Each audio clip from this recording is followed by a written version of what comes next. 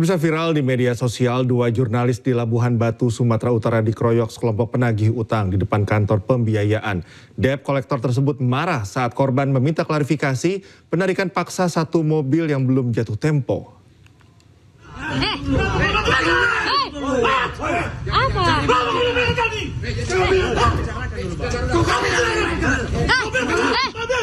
Ambil lapor polisi ya. Pengeroyokan dua jurnalis terjadi di depan kantor pembiayaan di Jalan Sisingamangaraja, Kelurahan Batu, Kecamatan Rantau Selatan, Labuhan Batu, Sumatera Utara.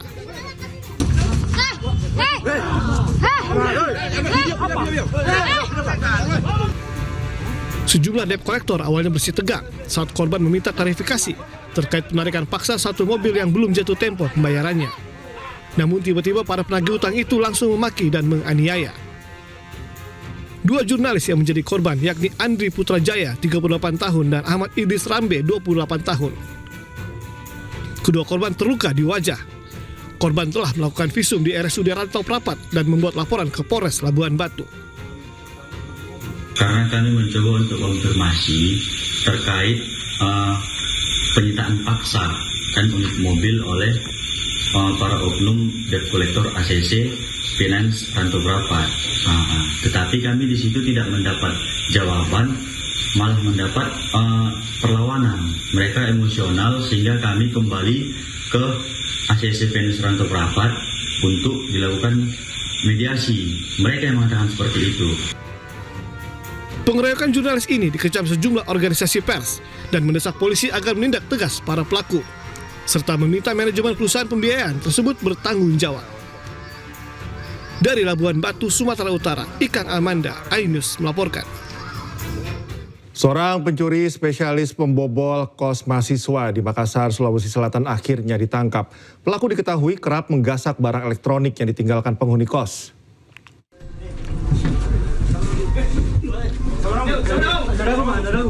Aparat Resmo Polda Sulawesi Selatan menggerebek tempat persembunyian seorang pencuri spesialis kamar kos mahasiswa di wilayah Mariso, Kota Makassar, Sulawesi Selatan.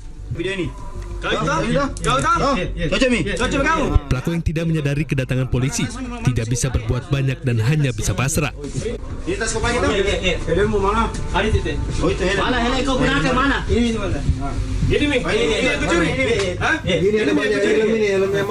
Saat digeledah, polisi menemukan barang bukti satu helm dan tas ransel yang digunakan pelaku saat beraksi, serta beberapa laptop hasil curian.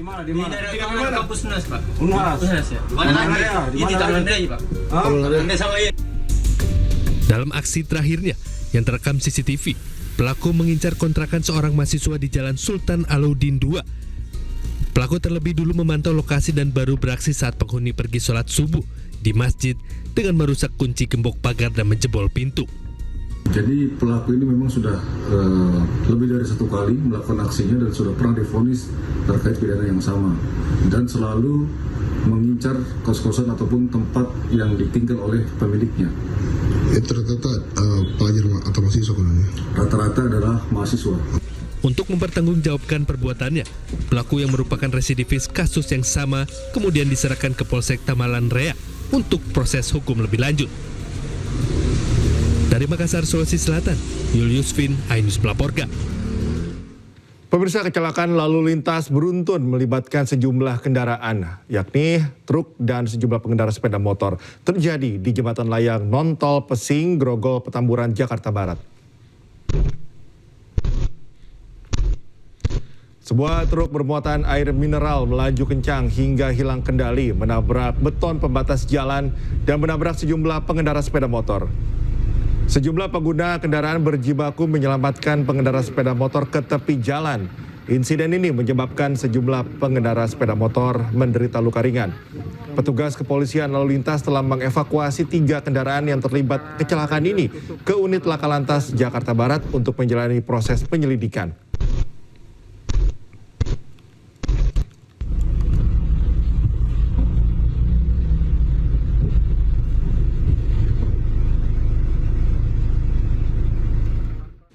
Akibat tidak kuat menanjak, sebuah truk bermuatan pasir terbalik di Jalan Poros Kabupaten Pinrang, Sulawesi Selatan. Sopir selamat setelah melompat sebelum truk menghantam pembatas jalan dan terbalik.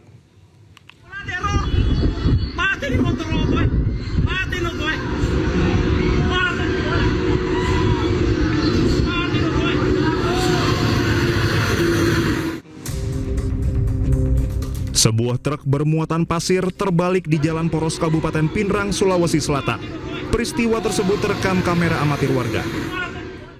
Diduga truk tidak kuat menanjak saat berusaha berjalan di jalan yang menanjak, tiba-tiba truk berjalan mundur hingga menabrak pembatas jalan dan terbalik. Sejumlah kendaraan di belakang truk nyaris tertabrak truk-truk yang berjalan mundur. Beruntung sopir truk berhasil menyelamatkan diri dengan melompat keluar truk sesaat sebelum truk menabrak pembatas jalan dan terbalik. Hingga kini belum ada pihak terkait yang dapat dimintai keterangan. Dari Pinrang, Sulawesi Selatan, Erwin Eka Pratama, Anyus melaporkan. Pemirsa, 2 orang pencuri tas dengan modus pecah kaca mobil menyamar ojek online di Medan, Sumatera Utara terpergok warga. Akibat aksinya, kedua pelaku diamuk massa.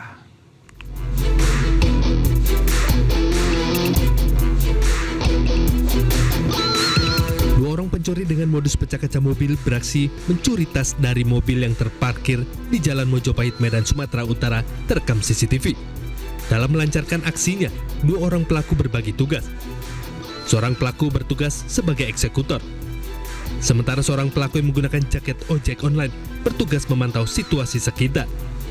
Nasib kedua pencuri ini apes setelah satu unit motor roda 3 pembawa barang dari arah berlawanan datang dan menabrak kedua pelaku pencurian. Warga di sekitar lokasi pun spontan ikut mengejar dan menangkap kedua pelaku dan menjadi bulan-bulanan massa. Jatuh di situ, yang satu terkapar, yang satu lari ke sana. Tapi dapat di sana 2 orang motor dan ambil tas kecil. Tas kecil isinya bukannya uang, sapu tangan. Kayaknya mungkin uang. Usai diamuk massa, kedua pelaku pencurian pun diboyong ke Mako Polsek Medan Baru. Dari Medan, Sumatera Utara, Ahmad Ridwan Nasution, iNews melaporkan. Pemirsa, seorang pria menantu anggota DPRD di Kabupaten Jombang, Jawa Timur ditangkap polisi karena berjualan ganja. Tak tanggung-tanggung, dari kurir yang membawakan ganja pesanannya, polisi berhasil mengamankan barang bukti ganja seberat 5,7 kilogram.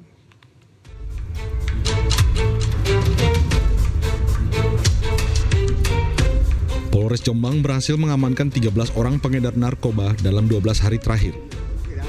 Ironisnya, salah satu dari 13 tersangka ini yaitu AF, menantu salah satu anggota DPRD Jombang.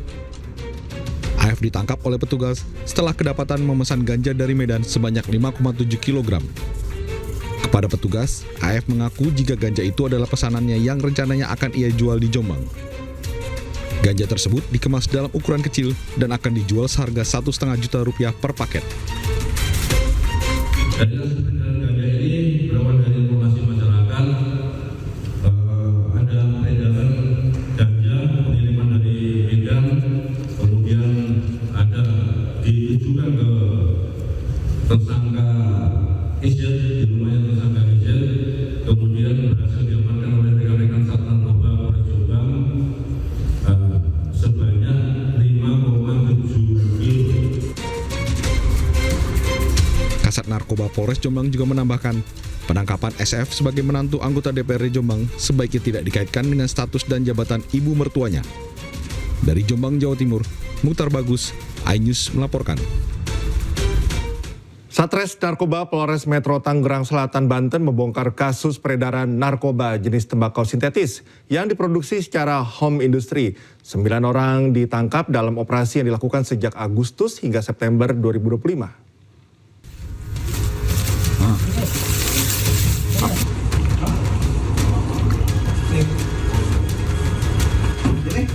Seminggu belum bentuk 1 koper ini.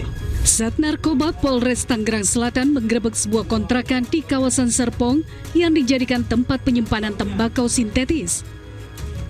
Selanjutnya polisi melakukan pengembangan ke sebuah apartemen di kawasan Cikarang, Bekasi yang dijadikan tempat penyimpanan bahan baku serta produksi tembakau sintetis. Dari penangkapan tersebut, 9 tersangka diamankan dengan total barang bukti 21 kg tembakau sintetis berikut alat praktiknya. Menurut polisi, para pelaku biasanya mengedarkan tembakau sintetis melalui media sosial.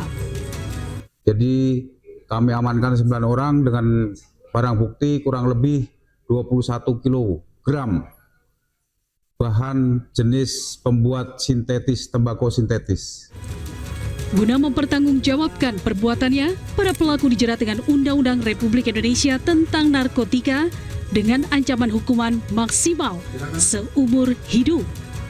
Dari Tangerang Selatan, Nunung Purnomo, iNews melaporkan.